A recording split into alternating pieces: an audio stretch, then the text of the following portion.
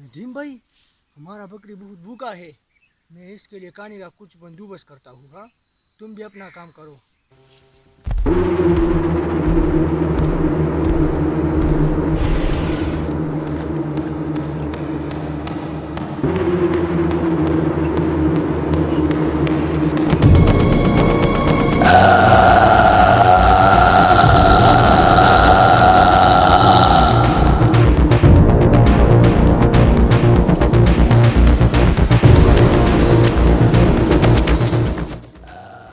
مراد جلدی کام کرو، یہ بہت خوفناک جگہ ہے، ٹھیک ہے؟ جلدی آ جاؤ۔ ہاں ندیم بھائی، میں بھی بہت ڈرتا ہوں۔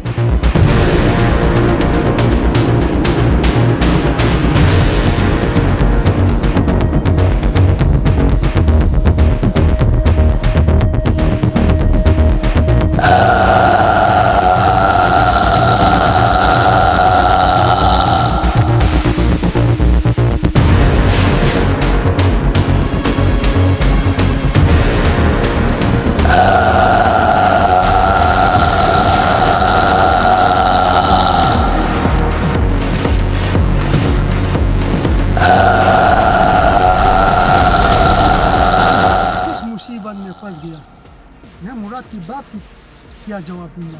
مرادو آ جاؤ نا مراد! ارے مراد یہ کیا ہوا؟ یہ کیا ہو گیا؟ ارے مراد یہ کیا ہو گیا؟ ارے مرادو میں بہت زیادہ ڈرتا ہوں مراد۔